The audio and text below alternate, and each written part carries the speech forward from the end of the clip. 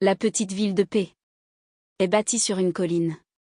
Au pied des anciens remparts, coule un ruisseau, encaissé et très profond, le Chanteclair, qu'on nomme sans doute ainsi pour le bruit cristallin de ses eaux limpides.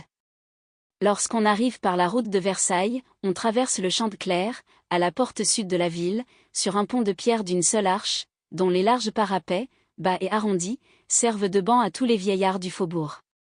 En face, monte la rue Beau-Soleil, au bout de laquelle se trouve une place silencieuse, la place des 4 femmes, pavée de grosses pierres, envahie par une herbe drue, qui la verdit comme un pré. Les maisons dorment. Toutes les demi-heures, le pas traînard d'un passant fait aboyer un chien, derrière la porte d'une écurie, et l'émotion de ce coin perdu est encore le passage régulier, 2 fois par jour, des officiers qui se rendent à leur pension, une table d'hôte de la rue Beau-Soleil. C'était dans la maison d'un jardinier, à gauche, que demeurait Julien Michon. Le jardinier lui avait loué une grande chambre, au premier étage, et, comme cet homme habitait l'autre façade de la maison, sur la rue Catherine, où était son jardin, Julien vivait là tranquille, ayant son escalier et sa porte, s'enfermant déjà, à 25 ans, dans les manies d'un petit bourgeois retiré. Le jeune homme avait perdu son père et sa mère très jeunes. Autrefois, les Michon étaient bourreliers au Haluet, près de Mantes. À leur mort, un oncle avait envoyé l'enfant en pension. Puis, l'oncle lui-même était parti, et Julien, depuis 5 ans, remplissait à la poste de paix un petit emploi d'expéditionnaire. Il touchait 1500 francs, sans espoir d'en gagner jamais davantage. D'ailleurs, il faisait des économies, il n'imaginait point une condition plus large ni plus heureuse que la sienne. Grand, fort, osseux, Julien avait de grosses mains qui le gênaient. Il se sentait laid, la tête carrée et comme laissée à l'état d'ébauche, sous le coup de pouce d'un sculpteur trop rude. Et cela le rendait timide, surtout quand il y avait des demoiselles. Une blanchisseuse lui ayant dit en riant qu'il n'était pas si vilain, il en avait gardé un grand trouble. Dehors, les bras ballants, le dos voûté, la tête basse, il faisait de longues enjambées, pour rentrer plus vite dans son ombre. Sa gaucherie lui donnait un effarouchement continu, un besoin maladif de médiocrité et d'obscurité. Il semblait s'être résigné à vieillir de la sorte, sans une camaraderie, sans une amourette, avec ses goûts de moine cloîtré. Et cette vie ne pesait point à ses larges épaules. Julien, au fond, était très heureux.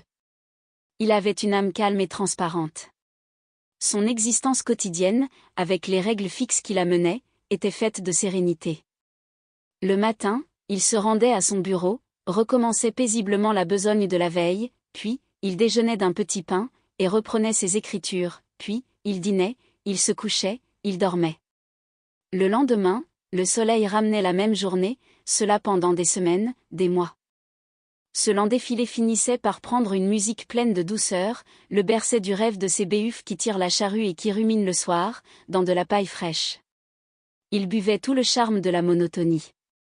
Son plaisir était parfois, après son dîner, de descendre la rue Beau-Soleil et de s'asseoir sur le pont, pour attendre 9 heures.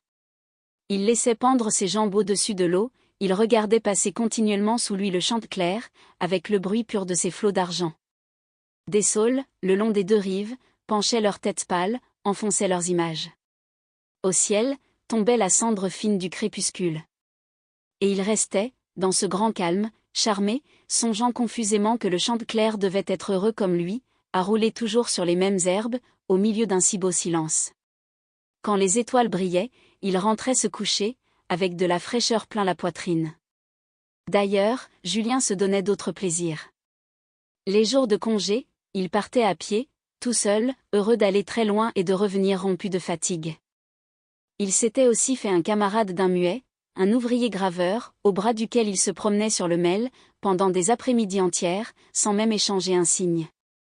D'autres fois, au fond du café des voyageurs, il entamait avec le muet d'interminables parties de dames, pleines d'immobilité et de réflexion. Il avait eu un chien écrasé par une voiture, et il lui gardait un si religieux souvenir, qu'il ne voulait plus de bêtes chez lui.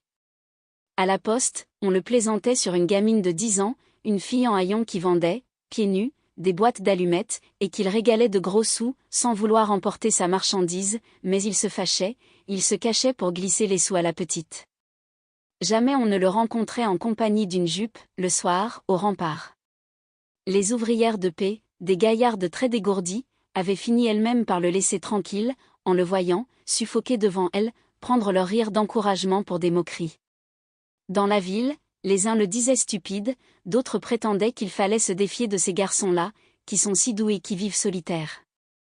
Le paradis de Julien, l'endroit où il respirait à l'aise, c'était sa chambre. Là seulement il se croyait à l'abri du monde.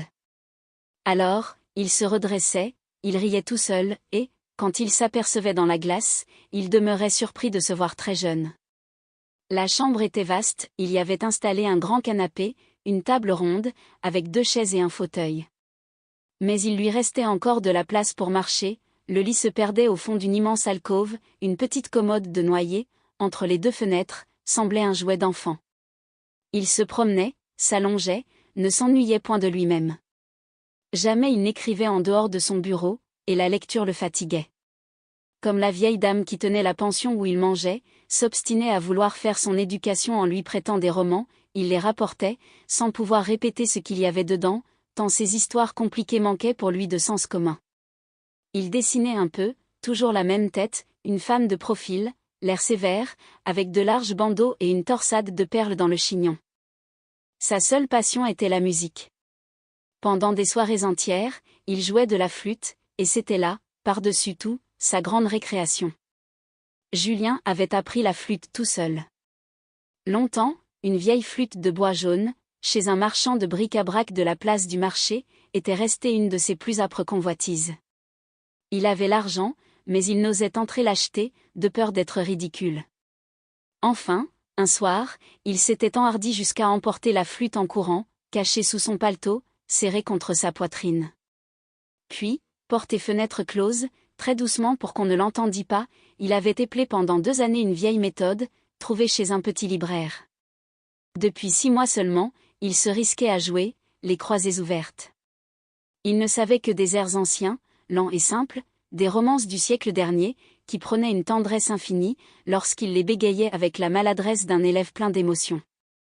Dans les soirées tièdes, quand le quartier dormait, et que ce chant léger sortait de la grande pièce éclairée d'une bougie, on aurait dit une voix d'amour, tremblante et basse, qui confiait à la solitude et à la nuit ce qu'elle n'aurait jamais dit au plein jour. Souvent même, comme il savait les airs de mémoire, Julien soufflait sa lumière, par économie. Du reste, il aimait l'obscurité. Alors, assis devant une fenêtre, en face du ciel, il jouait dans le noir. Des passants levaient la tête, cherchaient d'où venait cette musique si frêle et si jolie, pareille aux roulades lointaines d'un rossignol. La vieille flûte de bois jaune était un peu fêlée, ce qui lui donnait un son voilé, le filet de voix adorable d'une marquise d'autrefois, chantant encore très purement les menuets de sa jeunesse. Une à une, les notes s'envolaient avec leur petit bruit d'ailes. Il semblait que le chant vînt de la nuit elle-même, tant il se mêlait au souffle discret de l'ombre. Julien avait grand peur qu'on se plaignît dans le quartier. Mais on a le sommeil dur, en province. D'ailleurs, la place des 4 femmes n'était habitée que par un notaire, maître Savournin, et un ancien gendarme retraité, le capitaine Pidou, tous 2 voisins commodes, couchés et endormis à 9 heures. Julien redoutait davantage les habitants d'un noble logis, l'hôtel de Marsanne, qui dressait de l'autre côté de la place, juste devant ses fenêtres, une façade grise et triste, d'une sévérité de cloître. Un perron de 5 marches, envahi par les herbes, montait à une porte ronde, que des têtes de clous énormes défendaient. L'unique étage aligné 10 croisées, dont les persiennes s'ouvraient et se fermaient aux mêmes heures, sans rien laisser voir des pièces, derrière les épais rideaux toujours tirés. À gauche, les grands marronniers du jardin mettaient un massif de verdure, qui élargissait la houle de ses feuilles jusqu'au rempart. Et cet hôtel imposant, avec son parc, ses murailles graves, son air de royal ennui, faisait songer à Julien que, si les Marsanne n'aimaient pas la flûte, il n'aurait certainement qu'un mot à dire, pour l'empêcher d'en jouer. Le jeune homme éprouvait du reste un respect religieux, quand il s'accoudait à sa fenêtre, tant le développement du jardin et des constructions lui semblait vaste.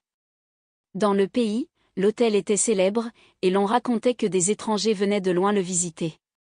Des légendes couraient également sur la richesse des Marsanne. Longtemps, il avait guetté le vieux logis, pour pénétrer les mystères de cette fortune toute-puissante. Mais, pendant les heures qu'il s'oubliait là, il ne voyait toujours que la façade grise et le massif noir des marronniers. Jamais une âme ne montait les marches descellées du perron, jamais la porte verdie de mousse ne s'ouvrait. Les Marsan avaient condamné cette porte, on entrait par une grille, rue Sainte-Anne. En outre, au bout d'une ruelle, près des remparts, il y avait une petite porte donnant sur le jardin, que Julien ne pouvait apercevoir. Pour lui, l'hôtel restait mort, pareil à un de ces palais des contes de fées, peuplés d'habitants invisibles. Chaque matin et chaque soir, il distinguait seulement les bras du domestique qui poussait les persiennes. Puis, la maison reprenait son grand air mélancolique de tombe abandonnée dans le recueillement d'un cimetière. Les marronniers étaient si touffus, qu'ils cachaient sous leurs branches les allées du jardin. Et cette existence hermétiquement close, hautaine et muette, redoublait l'émotion du jeune homme. La richesse, c'était donc cette paix morne, où il retrouvait le frisson religieux qui tombe de la voûte des églises. Que de fois, avant de se coucher, il avait soufflé sa bougie et était resté 1 heure à sa fenêtre, pour surprendre ainsi les secrets de l'hôtel de Marsan. La nuit, l'hôtel barrait le ciel d'une tache sombre, les marronniers étalaient une mare d'encre.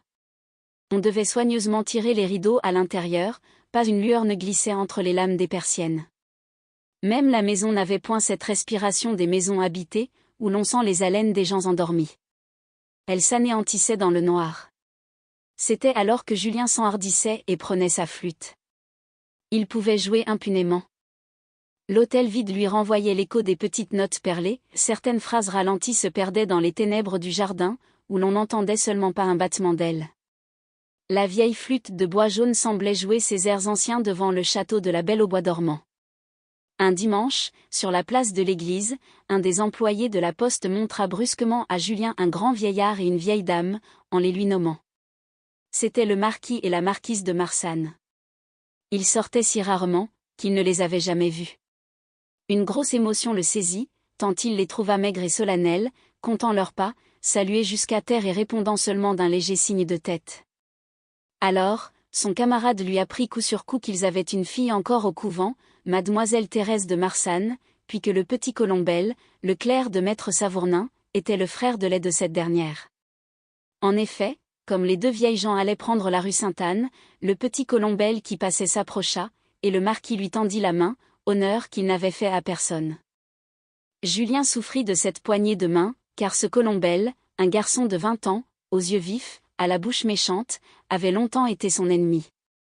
Il le plaisantait de sa timidité, ameutait contre lui les blanchisseuses de la rue Beau-Soleil, si bien qu'un jour, au rempart, il y avait eu entre eux un duel à coups de poing, dont le clerc de notaire était sorti avec les 2 yeux pochés. Et Julien, le soir, joua de la flûte plus bas encore, quand il connut tous ces détails. D'ailleurs, le trouble que lui causait l'hôtel de Marsan ne dérangeait pas ses habitudes, d'une régularité d'horloge. Il allait à son bureau, il déjeunait, dînait, faisait son tour de promenade au bord du Chanteclair. L'hôtel lui-même, avec sa grande paix, finissait par entrer dans la douceur de sa vie. 2 années se passèrent. Il était tellement habitué aux herbes du perron, à la façade grise, aux persiennes noires, que ces choses lui semblaient définitives, nécessaires au sommeil du quartier. Depuis 5 ans, Julien habitait la place des 4 femmes, lorsque, un soir de juillet, un événement bouleversa son existence. La nuit était très chaude, tout allumée d'étoiles. Il jouait de la flûte sans lumière, mais d'une lèvre distraite, ralentissant le rythme et s'endormant sur certains sons, lorsque, tout d'un coup, en face de lui, une fenêtre de l'hôtel de Marsan s'ouvrit et resta béante, vivement éclairée dans la façade sombre. Une jeune fille était venue s'accouder, et elle demeurait là, elle découpait sa mince silhouette, levait la tête comme pour prêter l'oreille. Julien, tremblant, avait cessé de jouer. Il ne pouvait distinguer le visage de la jeune fille, il ne voyait que le flot de ses cheveux, déjà dénoués sur son cou. Et une voix légère lui arriva au milieu du silence, « Tu n'as pas entendu ? Françoise. » On aurait dit une musique, quelque rossignol, mademoiselle, répondit une voix grosse, à l'intérieur. Fermez, prenez garde aux bêtes de nuit. Quand la façade fut redevenue noire, Julien ne put quitter son fauteuil, les yeux pleins de la trouée lumineuse qui s'était faite dans cette muraille, morte jusque-là. Et il gardait un tremblement, il se demandait s'il devait être heureux de cette apparition. Puis, 1 heure plus tard, il se remit à jouer tout bas. Il souriait à la pensée que la jeune fille croyait sans doute qu'il y avait un rossignol dans les marronniers. Le lendemain, à la poste, la grosse nouvelle était que mademoiselle Thérèse de Marsan venait de quitter le couvent. Julien ne raconta pas qu'il l'avait aperçu en cheveux, le cou nu. Il était très inquiet, il éprouvait un sentiment indéfinissable contre cette jeune fille, qui allait déranger ses habitudes. Certainement, cette fenêtre, dont il redouterait de voir s'ouvrir les persiennes à toute heure, le gênerait horriblement. Il ne serait plus chez lui, il aurait encore mieux aimé un homme qu'une femme, car les femmes se moquent davantage. Comment, désormais, oserait-il jouer de la flûte? Il en jouait trop mal pour une demoiselle qui devait savoir la musique. Le soir donc, après de longues réflexions, il croyait détester Thérèse.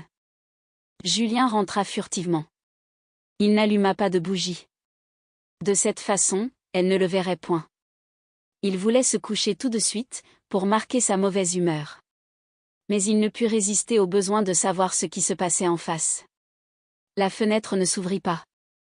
Vers 10 heures seulement, une lueur pâle se montra entre les lames des persiennes, puis, cette lueur s'éteignit, et il resta à regarder la fenêtre sombre. Tous les soirs, dès lors, il recommença malgré lui cet espionnage. Il guettait l'hôtel, comme au premier temps, il s'appliquait à noter les petits souffles qui en ranimaient les vieilles pierres muettes. Rien ne semblait changer, la maison dormait toujours son sommeil profond, il fallait des oreilles et des yeux exercés, pour surprendre la vie nouvelle. C'était, parfois, une lumière courant derrière les vitres, un coin de rideau écarté, une pièce immense entrevue. D'autres fois, un pas léger traversait le jardin, un bruit lointain de piano arrivait, accompagnant une voix. Ou bien les bruits demeuraient plus vagues encore, un frisson simplement passait, qui indiquait dans la vieille demeure le battement d'un sang jeune. Julien s'expliquait à lui-même sa curiosité, en se prétendant très ennuyé de tout ce tapage. Combien il regrettait le temps où l'hôtel vide lui renvoyait l'écho adouci de sa flûte. Un de ses plus ardents désirs, bien qu'il ne se l'avouât pas, était de revoir Thérèse. Il se l'imaginait le visage rose, l'air moqueur, avec des yeux luisants. Mais, comme il ne se hasardait pas le jour à sa fenêtre, il ne l'entrevoyait que la nuit, toute grise d'ombre. Un matin, au moment où il refermait une de ses persiennes, pour se garantir du soleil, il aperçut Thérèse debout au milieu de sa chambre. Il resta cloué, n'osant risquer un mouvement. Elle semblait réfléchir, très grande, très pâle, la face belle et régulière. Et il eut presque peur d'elle, tant elle était différente de l'image gaie qu'il s'en était faite. Elle avait surtout une bouche un peu grande, d'un rouge vif, et des yeux profonds, noirs et sans éclat, qui lui donnaient un air de reine cruelle. Lentement, elle vint à la fenêtre, mais elle ne parut pas le voir, comme s'il était trop loin, trop perdu. Elle s'en alla, et le mouvement rythmé de son cou avait une grâce si forte, qu'il se sentit à côté d'elle plus débile qu'un enfant, malgré ses larges épaules. Quand il la connut, il la redouta davantage. Alors, commença pour le jeune homme une existence misérable. Cette belle demoiselle, si grave et si noble, qui vivait près de lui, le désespérait. Elle ne le regardait jamais, elle ignorait son existence. Mais il n'en défaillait pas moins en pensant qu'elle pouvait le remarquer et le trouver ridicule. Sa timidité maladive lui faisait croire qu'elle épiait chacun de ses actes pour se moquer. Il rentrait l'échine basse, il évitait de remuer dans sa chambre. Puis, au bout d'un mois, il souffrit du dédain de la jeune fille. Pourquoi ne le regardait-elle jamais? Elle venait à la fenêtre, promenait son regard noir sur le pavé désert, et se retirait sans le deviner, anxieux, de l'autre côté de la place. Et de même qu'il avait tremblé à l'idée d'être aperçu par elle, il frissonnait maintenant du besoin de la sentir fixer les yeux sur lui. Elle occupait toutes les heures qu'il vivait. Quand Thérèse se levait, le matin, il oubliait son bureau, lui si exact. Il avait toujours peur de ce visage blanc aux lèvres rouges, mais une peur délicieuse, dont il jouissait. Caché derrière un rideau, il s'emplissait de la terreur qu'elle lui inspirait jusqu'à s'en rendre malade, les jambes cassées comme après une longue marche. Il faisait le rêve qu'elle le remarquait tout d'un coup, qu'elle lui souriait et qu'il n'avait plus peur.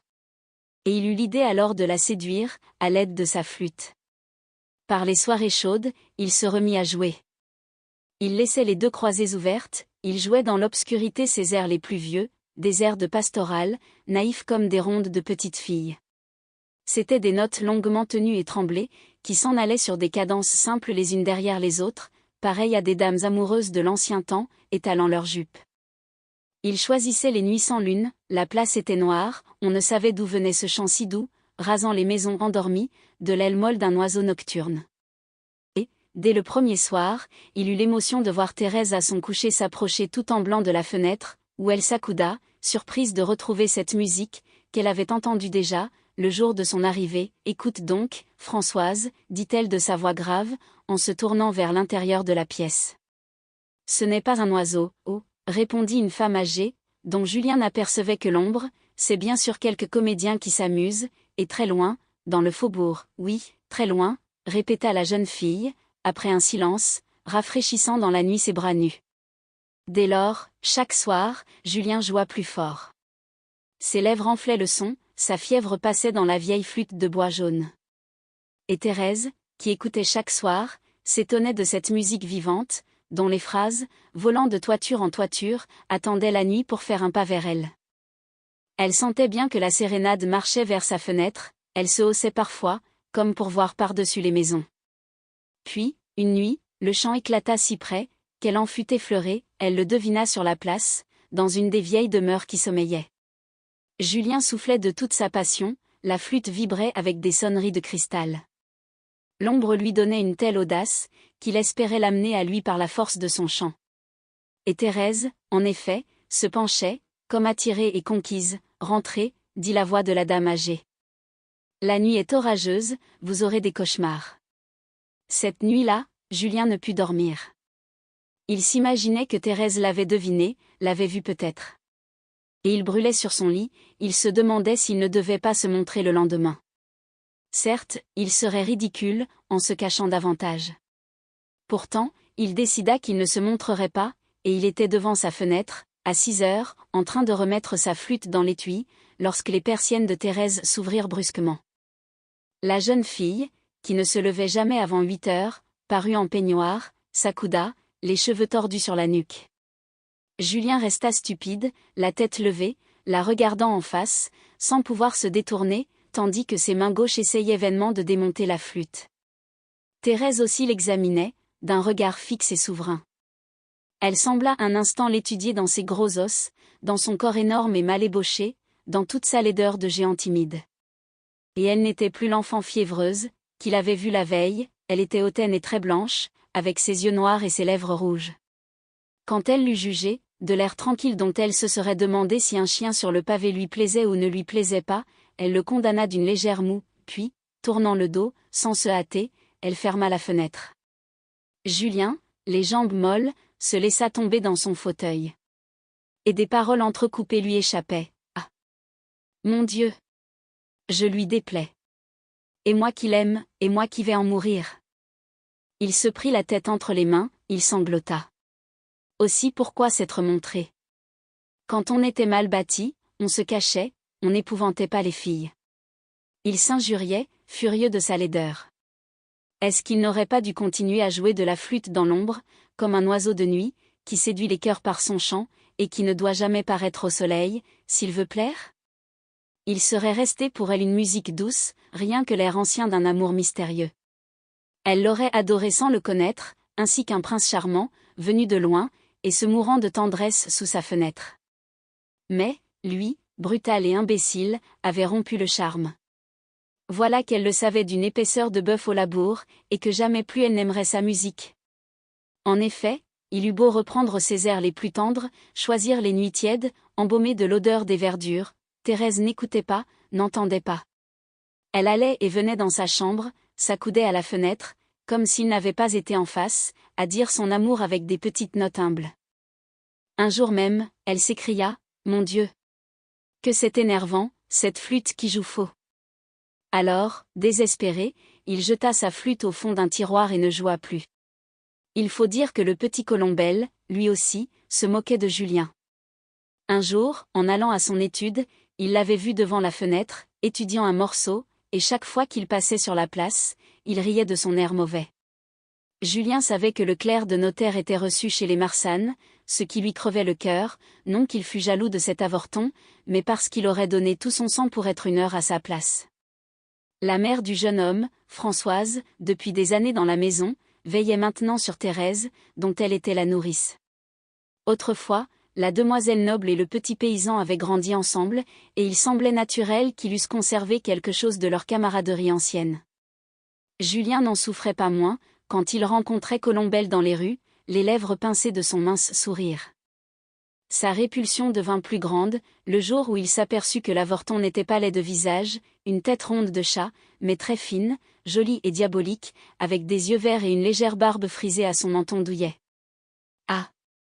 S'il l'avait encore tenue dans un coin des remparts, comme il lui aurait fait payer cher le bonheur de voir Thérèse chez elle. Un an s'écoula. Julien fut très malheureux. Il ne vivait plus que pour Thérèse. Son cœur était dans cet hôtel glacial, en face duquel il se mourait de gaucherie et d'amour. Dès qu'il disposait d'une minute, il venait la passer là, les regards fixés sur le péane de murailles grises, dont il connaissait les moindres taches de mousse. Il avait eu beau, pendant de longs mois, ouvrir les yeux et prêter les oreilles, il ignorait encore l'existence intérieure de cette maison solennelle, où il emprisonnait son être. Des bruits vagues, des lueurs perdues l'égaraient. Était-ce des fêtes, était-ce des deuils? Il ne savait, la vie était sur l'autre façade. Il rêvait ce qu'il voulait, selon ses tristesses ou ses joies, des jeux bruyants de Thérèse et de Colombelle, des promenades lentes de la jeune fille sous les marronniers, des balles qui la balançaient au bras des danseurs, des chagrins brusques qui l'asseillaient pleurante dans des pièces sombres. Ou bien il n'entendait peut-être que les petits pas du marquis et de la marquise trottant comme des souris sur les vieux parquets. Et, dans son ignorance, il voyait toujours la seule fenêtre de Thérèse trouer ce mur mystérieux. La jeune fille, journellement, se montrait, plus muette que les pierres, sans que jamais son apparition amenât un espoir. Elle le consternait, tant elle restait inconnue et loin de lui. Les grands bonheurs de Julien étaient les heures où la fenêtre demeurait ouverte. Alors, il pouvait apercevoir des coins de la chambre, pendant l'absence de la jeune fille. Il mit 6 mois à savoir que le lit était à gauche, un lit dans une alcôve, avec des rideaux de soie rose. Puis, au bout de 6 autres mois, il comprit qu'il y avait en face du lit, une commode Louis XV, surmontée d'une glace, dans un cadre de porcelaine. En face, il voyait la cheminée de marbre blanc. Cette chambre était le paradis rêvé. Son amour n'allait pas sans de grandes luttes. Il se tenait caché pendant des semaines, honteux de sa laideur. Puis, des rages le prenaient. Il avait le besoin d'étaler ses gros membres, de lui imposer la vue de son visage bossué, brûlé de fièvre. Alors, il restait des semaines à la fenêtre, il la fatiguait de son regard. Même, à 2 reprises, il lui envoya des baisers ardents, avec cette brutalité des gens timides, quand l'audace les affole. Thérèse ne se fâchait même pas. Lorsqu'il était caché, il la voyait aller et venir de son air royal, et lorsqu'il s'imposait, elle gardait cet air, plus haut et plus froid encore. Jamais il ne la surprenait dans une heure d'abandon. Si elle le rencontrait sous son regard, elle n'avait aucune hâte à détourner la tête. Quand il entendait dire à la poste que mademoiselle de Marsanne était très pieuse et très bonne, parfois il protestait violemment en lui-même. Non, non. Elle était sans religion, elle aimait le sang, car elle avait du sang aux lèvres, et la pâleur de sa face venait de son mépris du monde. Puis, il pleurait de l'avoir insultée, il lui demandait pardon, comme à une sainte enveloppée dans la pureté de ses ailes. Pendant cette première année, les jours suivirent les jours, sans amener un changement. Lorsque l'été revint, il éprouva une singulière sensation, Thérèse lui sembla marcher dans un autre air. C'étaient toujours les mêmes petits événements, les persiennes poussées le matin et refermées le soir, les apparitions régulières aux heures accoutumées, mais un souffle nouveau sortait de la chambre. Thérèse était plus pâle, plus grande. Un jour de fièvre, il se hasarda une 3e fois à lui adresser un baiser du bout de ses doigts fiévreux. Elle le regarda fixement, avec sa gravité troublante, sans quitter la fenêtre. Ce fut lui qui se retira, la face empourprée. Un seul fait nouveau, vers la fin de l'été, se produisit et le secoua profondément, bien que ce fait fût des plus simples.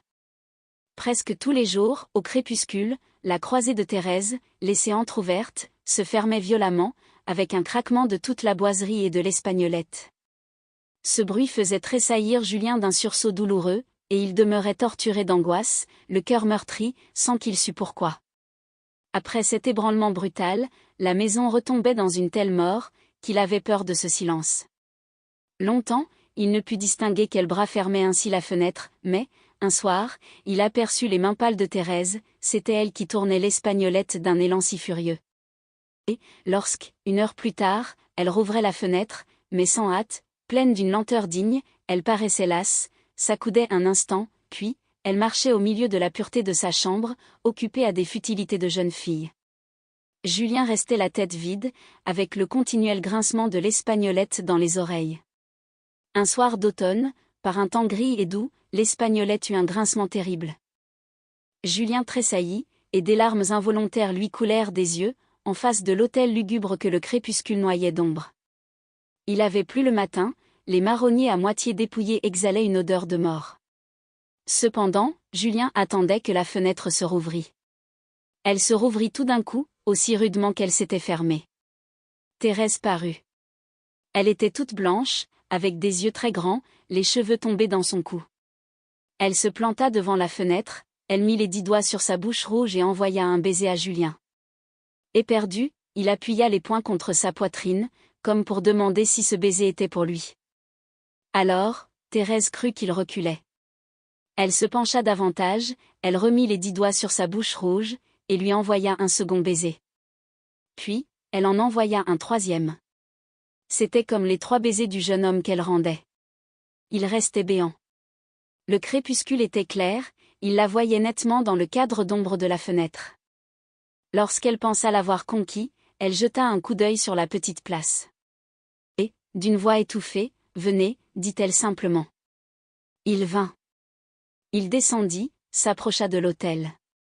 Comme il levait la tête, la porte du perron s'entrebâilla, cette porte verrouillée depuis un demi-siècle peut-être, dont la mousse avait collé les vantaux.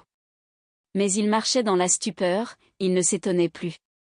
Dès qu'il fut entré, la porte se referma, et il suivit une petite main glacée qui l'emmenait.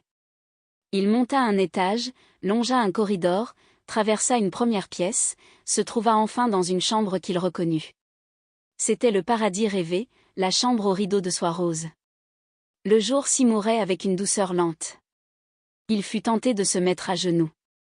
Cependant, Thérèse se tenait devant lui toute droite, les mains serrées fortement, si résolue, qu'elle restait victorieuse du frisson dont elle était secouée. « Vous m'aimez » demanda-t-elle d'une voix basse. « Oh.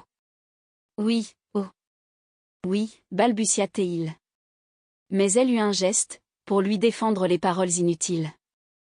Elle reprit, d'un air hautain qui semblait rendre ses paroles naturelles et chastes, dans sa bouche de jeune fille, « Si je me donnais, vous feriez tout, n'est-ce pas ?» Il ne put répondre, il joignit les mains. Pour un baiser d'elle, il se vendrait, eh bien. J'ai un service à vous demander. Comme il restait imbécile, elle eut une brusque violence, en sentant que ses forces étaient à bout, et qu'elle n'allait plus oser. Elle s'écria, « Voyons, il faut jurer d'abord. Moi je jure de tenir le marché. » Jurez, jurez donc, oh. Je jure. Oh. Tout ce que vous voudrez, dit-il, dans un élan d'abandon absolu. L'odeur pure de la chambre le grisait. Les rideaux de l'alcôve étaient tirés, et la seule pensée du lit vierge, dans l'ombre adoucie de la soie rose, l'emplissait d'une extase religieuse. Alors, de ses mains devenues brutales, elle écarta les rideaux, montra l'alcôve, où le crépuscule laissait tomber une lueur louche. Le lit était en désordre, les draps pendaient, un oreiller tombé par terre paraissait crever d'un coup de dent. Et, au milieu des dentelles froissées, gisait le corps d'un homme, les pieds nus, vautrés en travers. « Voilà », expliqua-t-elle d'une voix qui s'étranglait, « cet homme était mon amant. Je l'ai poussé, il est tombé, je ne sais plus. Enfin, il est mort. Et il faut que vous l'emportiez. Vous comprenez bien ? C'est tout, oui, c'est tout. » Voilà, toute petite, Thérèse de Marsanne prit Colombelle pour souffre-douleur. Il était son aîné de 6 mois à peine, et Françoise, sa mère, avait achevé de l'élever au biberon, pour la nourrir. Plus tard, grandi dans la maison, il y occupa une position vague, entre domestique et camarade de jeu de la jeune fille. Thérèse était une enfant terrible. Non qu'elle se montrât garçonnière et bruyante. Elle gardait, au contraire, une singulière gravité, qui la faisait considérer comme une demoiselle bien élevée, par les visiteurs auxquels elle adressait de belles révérences. Mais elle avait des inventions étranges, elle éclatait brusquement en cris inarticulés, en trépignements fous, lorsqu'elle était seule. Ou bien elle se couchait sur le dos, au milieu d'une allée du jardin, puis restait là, allongée, refusant obstinément de se lever, malgré les corrections qu'on se décidait à lui administrer parfois. Jamais on ne savait ce qu'elle pensait. Déjà, dans ses grands yeux d'enfant, elle éteignait toute flamme, et, au lieu de ces clairs miroirs où l'on aperçoit si nettement l'âme des fillettes, elle avait 2 trous sombres, d'une épaisseur d'encre, dans lesquels il était impossible de lire. À 6 ans, elle commença à torturer Colombelle. Il était petit et chétif. Alors, elle l'emmenait au fond du jardin, sous les marronniers, à un endroit assombri par les feuilles, et elle lui sautait sur le dos, elle se faisait porter. C'étaient des chevauchées d'1 heure, autour d'un large rond-point. Elle le serrait au cou, lui enfonçait des coups de talon dans les flancs, sans le laisser reprendre haleine. Il était le cheval, elle était la dame. Lorsque, étourdi, il semblait près de tomber, elle lui mordait une oreille au sang, se cramponnait d'une étreinte si furieuse, qu'elle lui entrait ses petits ongles dans la chair. Et le galop reprenait, cette reine cruelle de 6 ans passait entre les arbres, les cheveux au vent, emportée par le gamin qui lui servait de bête. Plus tard, en présence de ses parents, elle le pinçait, et lui défendait de crier, sous la continuelle menace de le faire jeter à la rue, s'il parlait de leurs amusements. Ils avaient de la sorte une existence secrète, une façon d'être ensemble, qui changeait devant le monde. Quand ils étaient seuls, elle le traitait en joujou, avec des envies de le casser, curieuse de savoir ce qu'il y avait dedans. N'était-elle pas marquise, ne voyait-elle pas les gens à ses pieds? Puisqu'on lui laissait un petit homme pour jouer, elle pouvait bien en disposer à sa fantaisie. Et, comme elle s'ennuyait de régner sur Colombelle, loin de tous les yeux, elle s'offrait ensuite le plaisir plus vif de lui allonger un coup de pied ou de lui enfoncer une épingle dans le bras, au milieu d'une nombreuse compagnie, en le magnétisant de ses yeux sombres, pour qu'il n'eût même pas un tressaillement. Colombelle supporta cette existence de martyr, avec des révoltes muettes qui le laissaient tremblant, les yeux à terre, afin d'échapper à la tentation d'étrangler sa jeune maîtresse. Mais il était lui-même de tempérament sournois. Cela ne lui déplaisait pas d'être battu. Il y goûtait une récréation âpre, s'arrangeait parfois pour se faire piquer, attendait la piqûre avec un frisson furieux et satisfait de sentir le coup d'épingle, et il se perdait alors dans les délices de la rancune.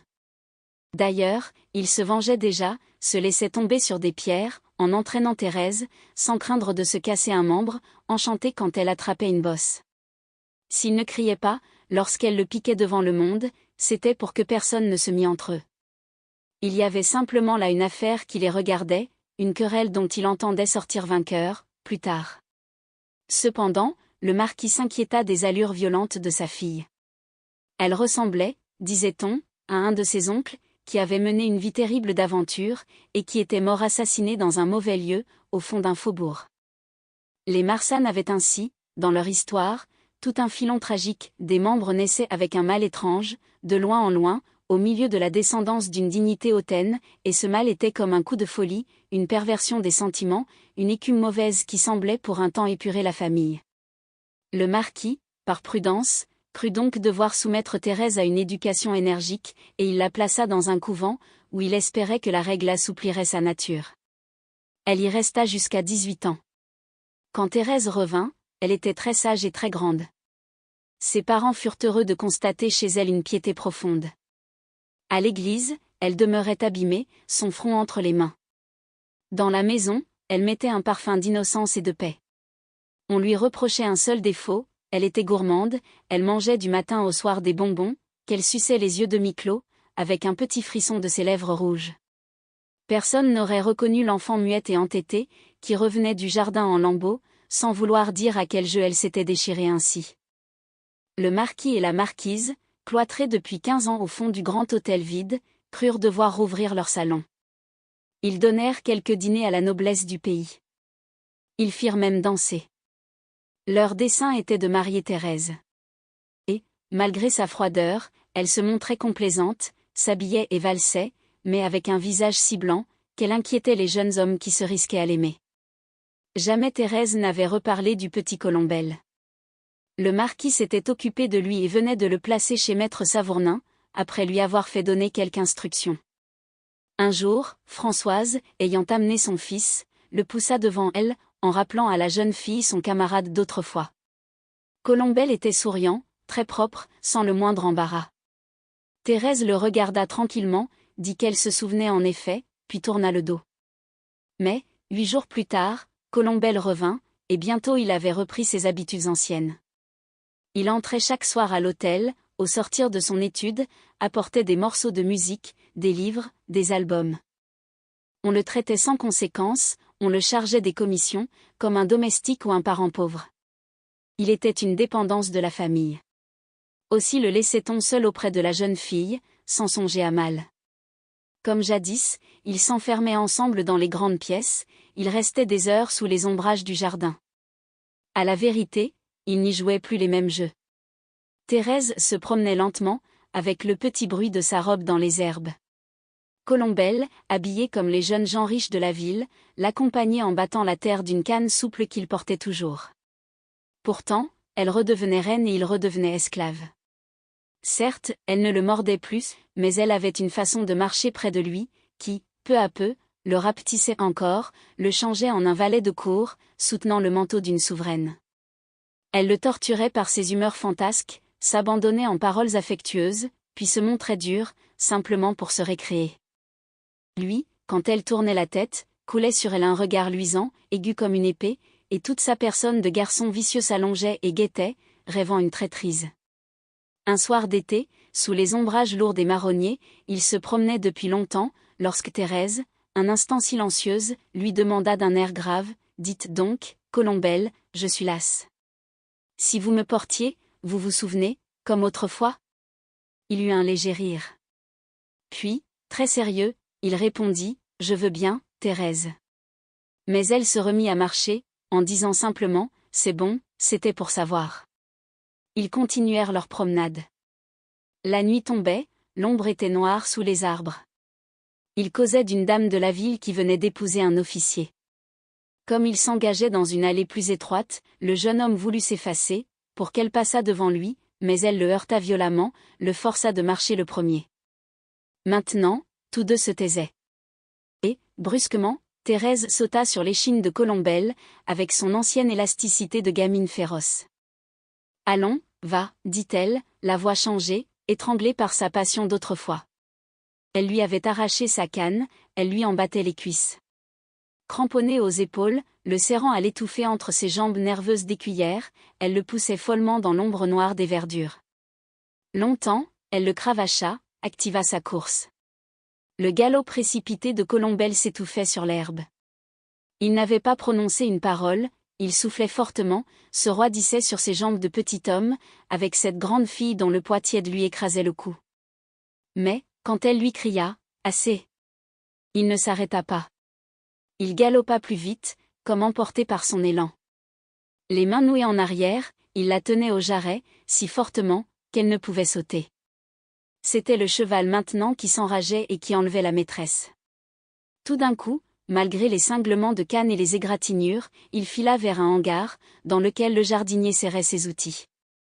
Là, il la jeta par terre, et il la viola sur de la paille.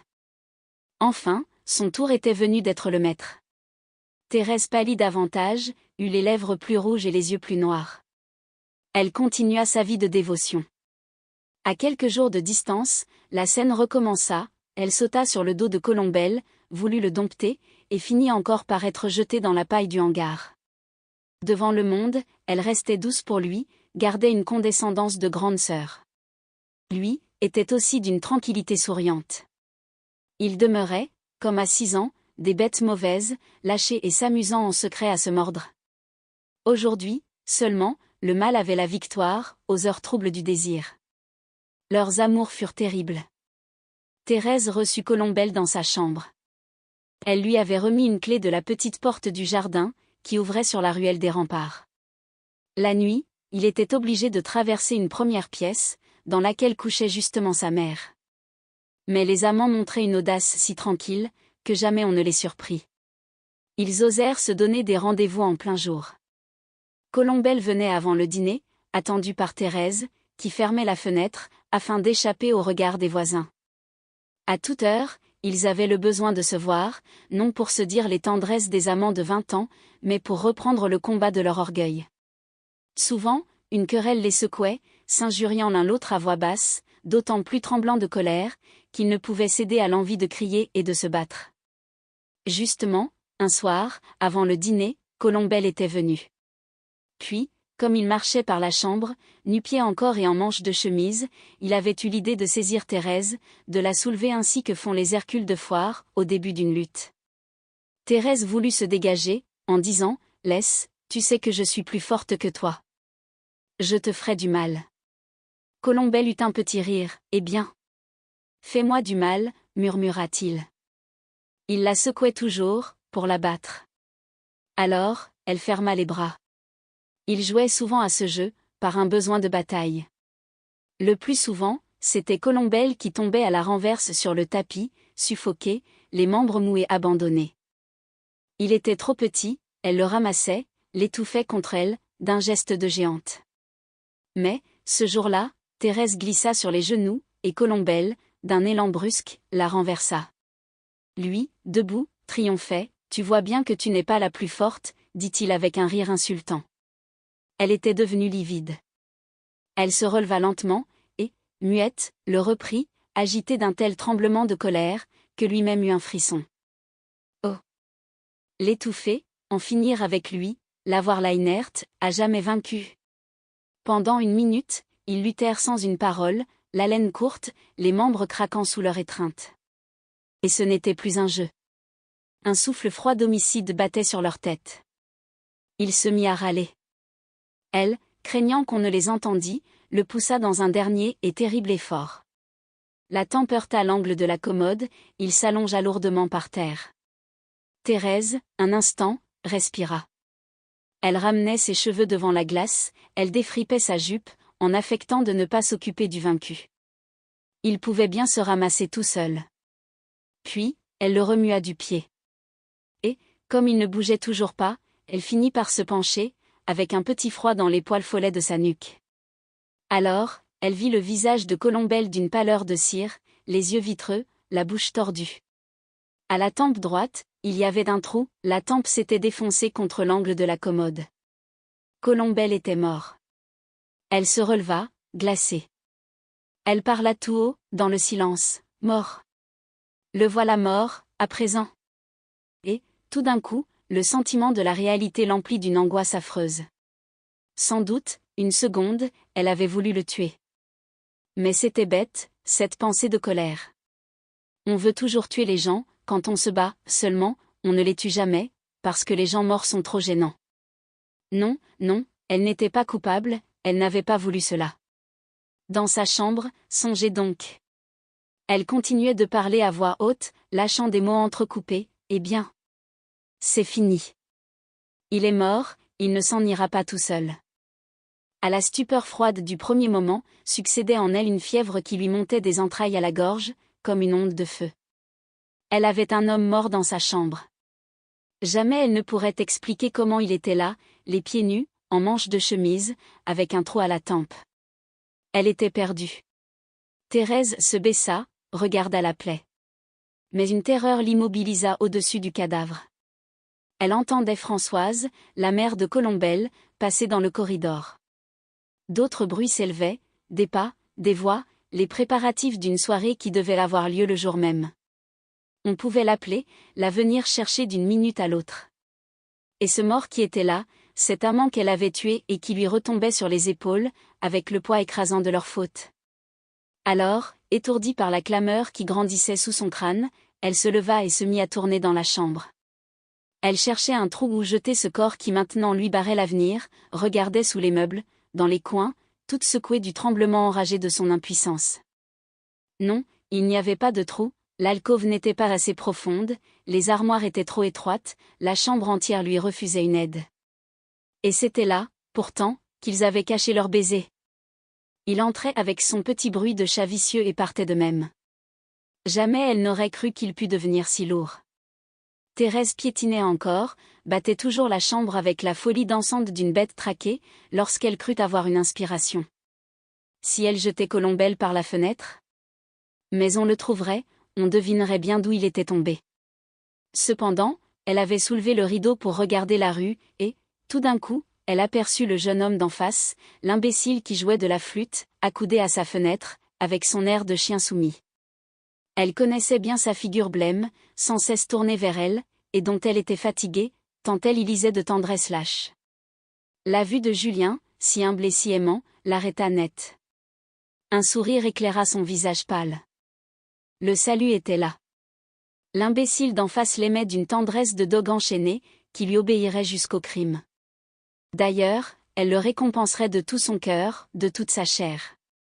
Elle ne l'avait pas aimé, parce qu'il était trop doux, mais elle l'aimerait, elle l'achèterait à jamais par le don loyal de son corps, s'il touchait au sang pour elle. Ses lèvres rouges eurent un petit battement, comme à la saveur d'un amour épouvanté dont l'inconnu l'attirait. Alors, vivement, ainsi qu'elle aurait pris un paquet de linge, elle souleva le corps de Colombelle, qu'elle porta sur le lit puis, ouvrant la fenêtre, elle envoya des baisers à Julien. Julien marchait dans un cauchemar. Quand il reconnut Colombelle sur le lit, il ne s'étonna pas, il trouva cela naturel et simple. Oui, Colombelle seule pouvait être au fond de cette alcôve, la tempe défoncée, les membres écartés, en une pose de luxure affreuse. Cependant, Thérèse lui parlait longuement. Il n'entendait pas d'abord, les paroles coulaient dans sa stupeur, avec un bruit confus. Puis, il comprit qu'elle lui donnait des ordres, et il écouta. Maintenant, il fallait qu'il ne sortît plus de la chambre, il resterait jusqu'à minuit, à attendre que l'hôtel fût noir et vide. Cette soirée que donnait le marquis, les empêcherait d'agir plus tôt, mais elle offrait en somme des circonstances favorables, elle occupait trop tout le monde pour qu'on songeât à monter chez la jeune fille. L'heure venue, Julien prendrait le cadavre sur son dos, le descendrait et l'irait jeter dans le champ de Claire, au bas de la rue Beau-Soleil. Rien n'était plus facile, à voir la tranquillité avec laquelle Thérèse expliquait tout ce plan. Elle s'arrêta, puis posant les mains sur les épaules du jeune homme, elle demanda, « Vous avez compris, c'est convenu ?» Il eut un tressaillement, « Oui, oui, tout ce que vous voudrez. Je vous appartiens. » Alors, très sérieuse, elle se pencha. Comme il ne comprenait pas ce qu'elle voulait, elle reprit, « Embrassez-moi. » Il posa en frissonnant un baiser sur son front glacé. Et tous deux gardèrent le silence.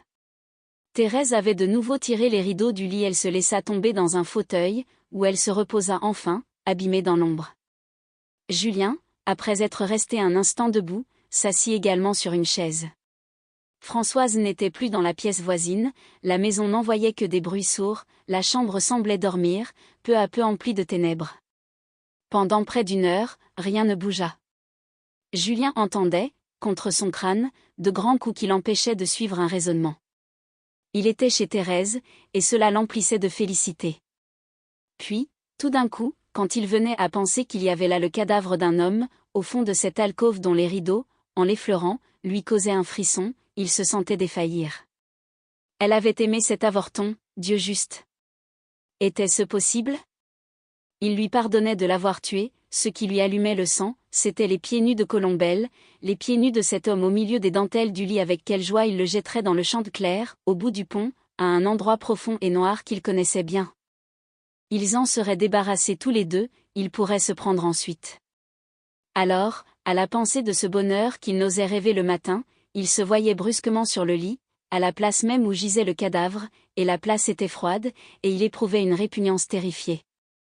Renversée au fond du fauteuil, Thérèse ne remuait pas. Sur la clarté vague de la fenêtre, il voyait simplement la tache haute de son chignon. Elle restait le visage entre les mains, sans qu'il fût possible de connaître le sentiment qui l'anéantissait ainsi. Était-ce une simple détente physique, après l'horrible crise qu'elle venait de traverser? Était-ce un remords écrasé, un regret de cet amant endormi du dernier sommeil? S'occupait-elle tranquillement de mûrir son plan de salut, ou bien cachait-elle le ravage de la peur sur sa face noyée d'ombre? Il ne pouvait le deviner. La pendule sonna, au milieu du grand silence. Alors, Thérèse se leva lentement, alluma les bougies de sa toilette et elle apparut dans son beau calme accoutumé, reposée et forte. Elle semblait avoir oublié le corps vautré derrière les rideaux de soie rose, allant et venant du pas tranquille d'une personne qui s'occupe, dans l'intimité close de sa chambre. Puis, comme elle dénouait ses cheveux, elle dit sans même se retourner, « Je vais m'habiller pour cette fête. » Si l'on venait, n'est-ce pas? Vous vous cacheriez au fond de l'alcôve. Il restait assis, il la regardait. Elle le traitait déjà en amant, comme si la complicité sanglante qu'elle mettait entre eux, les eût habitués l'un à l'autre, dans une longue liaison. Les bras levés, elle se coiffa. Il la regardait toujours avec un frisson, tant elle était désirable, le dos nu, remuant paresseusement dans l'air ses coudes délicats et ses mains effilées, qui enroulaient des boucles. Voulait-elle donc le séduire, lui montrer l'amante qu'il allait gagner, afin de le rendre brave? Elle venait de se chausser, lorsqu'un bruit de pas se fit entendre. « Cachez-vous dans l'alcôve » dit-elle à voix basse. Et, d'un mouvement prompt, elle jeta sur le cadavre raidi de Colombelle tout le linge qu'elle avait quitté, un linge tiède encore, parfumé de son odeur. Ce fut Françoise qui entra, en disant « On vous attend, mademoiselle. »« J'y vais, ma bonne » répondit paisiblement Thérèse. « Tiens. Tu vas m'aider à passer ma robe. » Julien, par un entrebâillement des rideaux, les apercevait toutes les deux, et il frémissait de l'audace de la jeune fille, ses dents claquaient si fort, qu'il s'était pris la mâchoire dans son poing, pour qu'on n'entendît pas. À côté de lui, sous la chemise de femme, il voyait pendre l'un des pieds glacés de Colombelle. Si Françoise, si la mère avait tiré le rideau et s'était heurtée au pied de son enfant, ce pied nu qui passait, « Prends bien garde », répétait Thérèse, « va doucement, tu arraches les fleurs. » Sa voix n'avait pas une émotion. Elle souriait maintenant, en fille heureuse d'aller au bal. La robe était une robe de soie blanche, toute garnie de fleurs d'églantier, des fleurs blanches au cœur teinté d'une pointe de rouge. Et, quand elle se tint debout au milieu de la pièce, elle fut comme un grand bouquet, d'une blancheur virginale. Ses bras nus, son cou nu continuaient la blancheur de la soie. Oh! Que vous êtes belle! Que vous êtes belle! Répétait complaisamment la vieille Françoise. Et votre guirlande, attendez. Elle parut chercher, porta la main au rideau, comme pour regarder sur le lit. Julien faillit laisser échapper un cri d'angoisse. Mais Thérèse, sans se presser, toujours souriante devant la glace, reprit, « Elle est là, sur la commode, ma guirlande. Donne-la-moi. » Oh! Ne touche pas à mon lit, j'ai mis des affaires dessus. Tu dérangerais tout. Françoise l'aida à poser la longue branche d'églantier, qui la couronnait, et dont un bout flexible lui tombait sur la nuque. Puis, Thérèse resta là, un instant encore, complaisamment. Elle était prête, elle se gantait. « Ah bien » s'écria Françoise, « il n'y a pas de bonne vierge si blanche que vous, à l'église. » Ce compliment fit de nouveau sourire la jeune fille. Elle se contempla une dernière fois et se dirigea vers la porte, en disant « Allons, descendons. Tu peux souffler les bougies. » Dans l'obscurité brusque qui régna, Julien entendit la porte se refermer et la robe de Thérèse s'en aller, avec le frôlement de la soie le long du corridor. Il s'assit par terre, au fond de la ruelle, n'osant encore sortir de l'alcôve. La nuit profonde lui mettait un voile devant les yeux, mais il gardait, près de lui, la sensation de ce pied nu, dont toute la pièce semblait glacée. Il était là depuis un laps de temps qui lui échappait, dans un embarras de pensées lourd comme une somnolence, lorsque la porte fut rouverte. Au petit bruit de la soie, il reconnut Thérèse. Elle ne s'avança pas, elle posa seulement quelque chose sur la commode, en murmurant « Tenez, vous ne devez pas avoir dîné. Il faut manger, entendez-vous ?»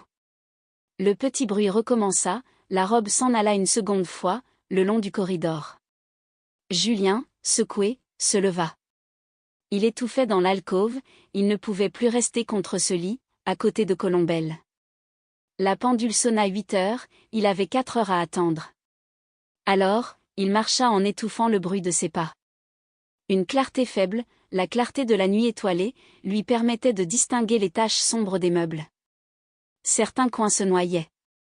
Seule, la glace gardait un reflet éteint de vieil argent. Il n'était pas peureux d'habitude, mais, dans cette chambre, des sueurs, par moments, lui inondaient la face. Autour de lui, les masses noires des meubles remuaient, prenaient des formes menaçantes.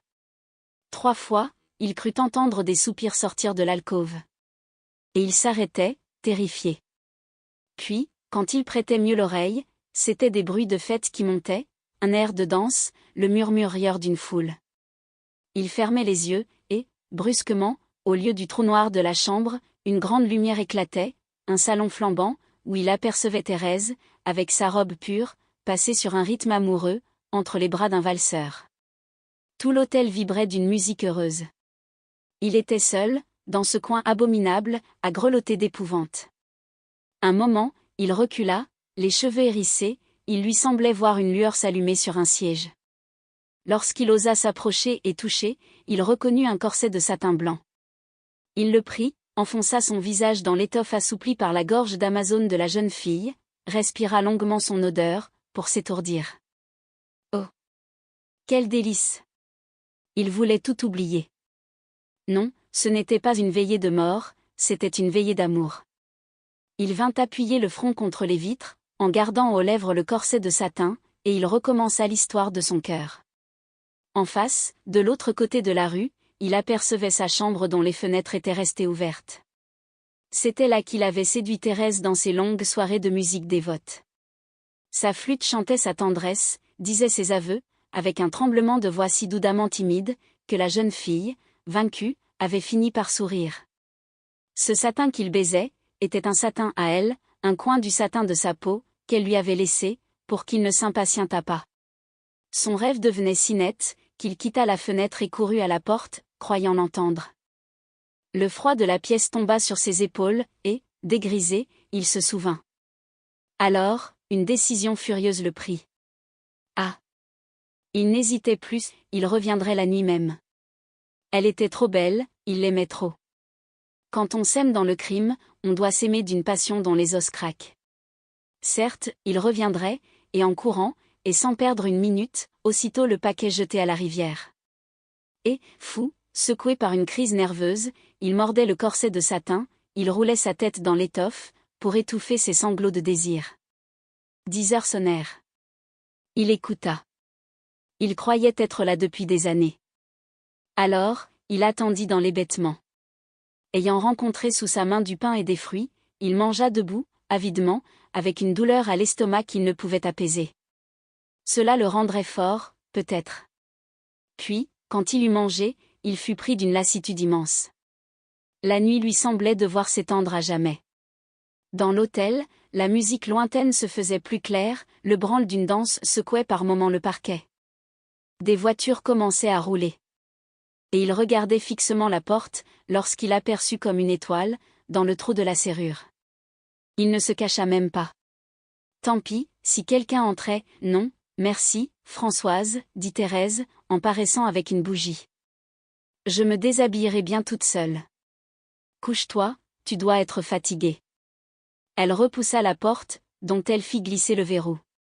Puis, elle resta un instant immobile, un doigt sur les lèvres, gardant à la main le bougeoir.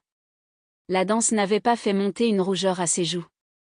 Elle ne parla pas, posa le bougeoir, s'assit en face de Julien. Pendant une demi-heure encore, ils attendirent, ils se regardèrent. Les portes avaient battu, l'hôtel s'endormait. Mais ce qui inquiétait Thérèse, c'était surtout le voisinage de Françoise, cette chambre où logeait la vieille femme. Françoise marcha quelques minutes, puis son lit craqua, elle venait de se coucher. Longtemps, elle tourna entre ses draps, comme prise d'insomnie. Enfin une respiration forte et régulière vint à travers la cloison. Thérèse regardait toujours Julien, gravement. Elle ne prononça qu'un mot, « Allons », dit-elle. Ils tirèrent les rideaux, ils voulurent rhabiller le cadavre du petit Colombel, qui avait déjà des raideurs de pantin lugubre. Quand cette besogne fut faite, leurs tempes à tous deux étaient mouillées de sueur. « Allons », dit-elle une seconde fois. Julien, sans une hésitation, d'un seul effort, saisit le petit Colombel, et le chargea sur ses épaules, comme les bouchers chargent les veaux. Il courbait son grand corps, les pieds du cadavre étaient à 1 mètre du sol. « Je marche devant vous », murmura rapidement Thérèse. « Je vous tiens par votre paletot, vous n'aurez qu'à vous laisser guider. » Et avancer doucement. Il fallait passer d'abord par la chambre de Françoise. C'était l'endroit terrible. Ils avaient traversé la pièce, lorsque l'une des jambes du cadavre alla heurter une chaise. Au bruit, Françoise se réveilla.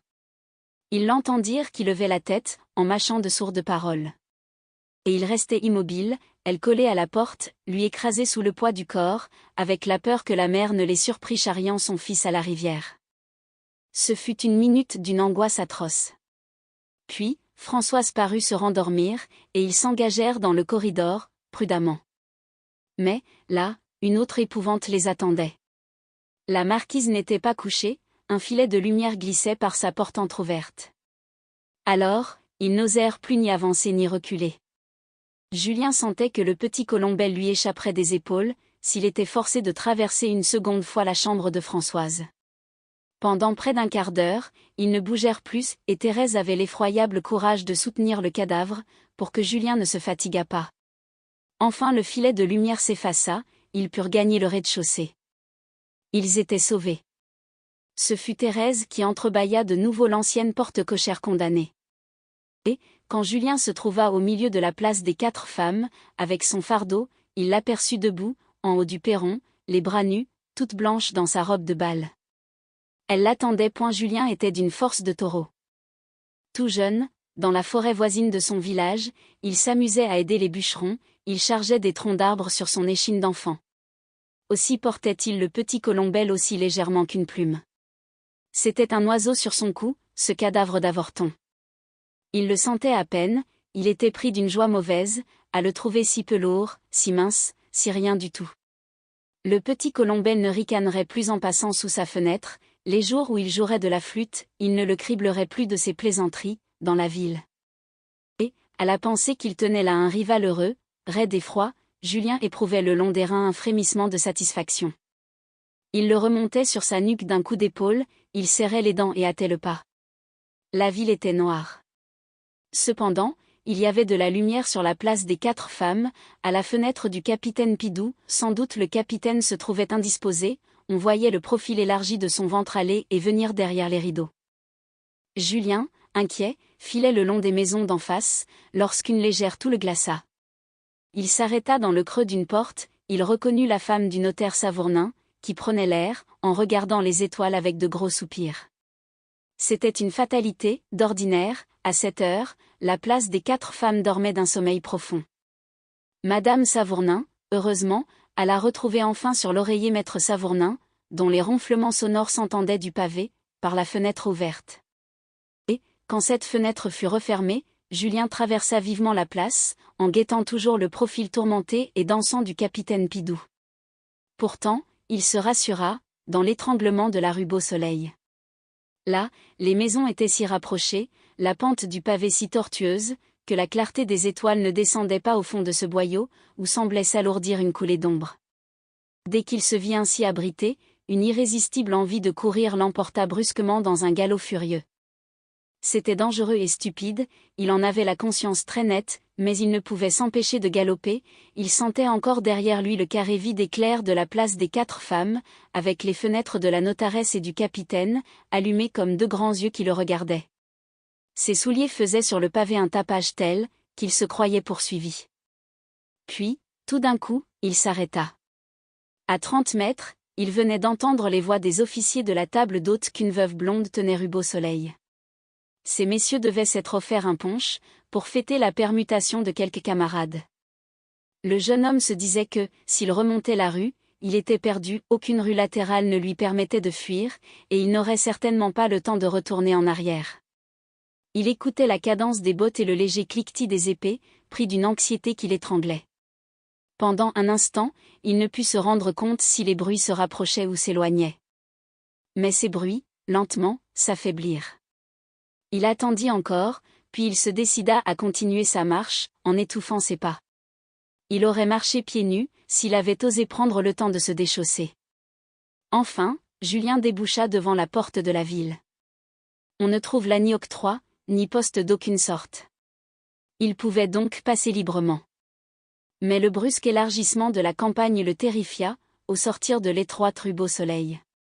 La campagne était toute bleue, d'un bleu très doux, une haleine fraîche soufflait, et il lui sembla qu'une foule immense l'attendait et lui envoyait son souffle au visage. On le voyait, un cri formidable allait s'élever et le clouer sur place. Cependant, le pont était là. Il distinguait la route blanche, les 2 parapets, bas et gris comme des bancs de granit, il entendait la petite musique cristalline du Chanteclair, dans les hautes herbes. Alors, il se hasarda, il marcha courbé, évitant les espaces libres, craignant d'être aperçu des 1000 témoins muets qu'il sentait autour de lui. Le passage le plus effrayant était le pont lui-même, sur lequel il se trouverait à découvert, en face de toute la ville, bâti en amphithéâtre. Et il voulait aller au bout du pont, à l'endroit où il s'asseyait d'habitude, les jambes pendantes, pour respirer la fraîcheur des belles soirées. Le Chanteclair avait, dans un grand trou, une nappe dormante et noire, creusée de petites fossettes rapides par la tempête intérieure d'un violent tourbillon. Que de fois il s'était amusé à lancer des pierres dans cette nappe, pour mesurer au bouillon de l'eau la profondeur du trou. Il eut une dernière tension de volonté, il traversa le pont. Oui, c'était bien là. Julien reconnaissait la dalle, polie par ses longues stations. Il se pencha, il vit la nappe avec les fossettes rapides qui dessinaient des sourires. C'était là, et il se déchargea sur le parapet. Avant de jeter le petit Colombelle, il avait un irrésistible besoin de le regarder une dernière fois. Les yeux de tous les bourgeois de la ville, ouverts sur lui, ne l'auraient pas empêché de se satisfaire. Il resta quelques secondes face à face avec le cadavre. Le trou de la tempe avait noirci. Une charrette, au loin, dans la campagne endormie, faisait un bruit de gros sanglots. Alors, Julien se hâta, et, pour éviter un plongeon trop bruyant, il reprit le corps, l'accompagna dans sa chute. Mais il ne sut comment, les bras du mort se nouèrent autour de son cou, si rudement, qu'il fut entraîné lui-même. Il se rattrapa par miracle à une saillie. Le petit Colombelle avait voulu l'emmener. Lorsqu'il se retrouva assis sur la dalle, il fut pris d'une faiblesse. Il demeurait là, brisé, l'échine pliée, les jambes pendantes, dans l'attitude molle de promeneur fatigué qu'il y avait eu si souvent. Et il contemplait la nappe dormante, où reparaissaient les rieuses fossettes. Cela était certain, le petit Colombelle avait voulu l'emmener, il l'avait serré au cou, tout mort qu'il était. Mais rien de ces choses n'existait plus, il respirait largement l'odeur fraîche de la campagne, il suivait des yeux le reflet d'argent de la rivière, entre les ombres veloutées des arbres. Et ce coin de nature lui semblait comme une promesse de paix, de bercement sans fin, dans une jouissance discrète et cachée. Puis, il se rappela Thérèse. Elle l'attendait, il en était sûr. Il la voyait toujours en haut du perron ruiné, sur le seuil de la porte dont la mousse mangeait le bois. Elle restait toute droite, avec sa robe de soie blanche, garnie de fleurs d'églantier au cœur teinté d'une pointe de rouge. Peut-être pourtant le froid l'avait-il prise. Alors, elle devait être remontée l'attendre dans sa chambre. Elle avait laissé la porte ouverte, elle s'était mise au lit comme une mariée, le soir des noces. Ah! Quelle douceur! Jamais une femme ne l'avait attendue ainsi. Encore une minute, il serait au rendez-vous promis. Mais ses jambes s'engourdissaient, il craignait de s'endormir. Était-il donc un lâche? Et, pour se secouer, il évoquait Thérèse à sa toilette, lorsqu'elle avait laissé tomber ses vêtements. Il la revoyait les bras levés, la gorge tendue, agitant en l'air ses coudes délicats et ses mains pâles. Il se fouettait de ses souvenirs, de l'odeur qu'elle exhalait, de sa peau souple, de cette chambre d'épouvantable volupté où il avait bu une ivresse folle. Est-ce qu'il allait renoncer à toute cette passion offerte, dont il avait un avant-goût qui lui brûlait les lèvres? Non, il se traînerait plutôt sur les genoux, si ses jambes refusaient de le porter.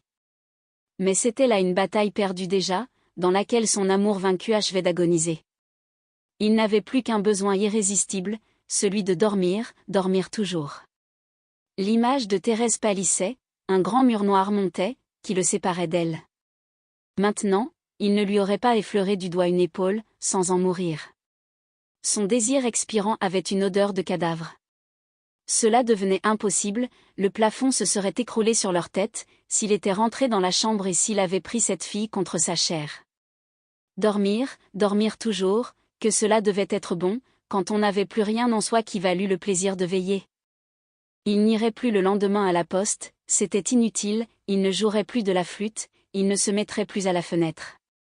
Alors, pourquoi ne pas dormir tout le temps? Son existence était finie, il pouvait se coucher. Et il regardait de nouveau la rivière, en tâchant de voir si le petit Colombelle se trouvait encore là. Colombelle était un garçon plein d'intelligence, il savait pour sûr ce qu'il faisait, quand il avait voulu l'emmener. La nappe s'étalait, trouée par les rires rapides de ses tourbillons.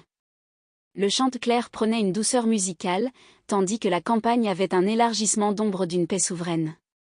Julien balbutia 3 fois le nom de Thérèse. Puis, il se laissa tomber, roulé sur lui-même, comme un paquet, avec un grand rejaillissement d'écume. Et le Chanteclair reprit sa chanson dans les herbes. Lorsqu'on retrouva les 2 corps, on crut à une bataille, on inventa une histoire. Julien devait l'avoir guetté le petit Colombelle, pour se venger de ses moqueries, et il s'était jeté dans la rivière, après l'avoir tué d'un coup de pierre à la tempe. 3 mois plus tard, mademoiselle Thérèse de Marsanne épousait le jeune comte de Véteuil. Elle était en robe blanche, elle avait un beau visage calme, d'une pureté hautaine.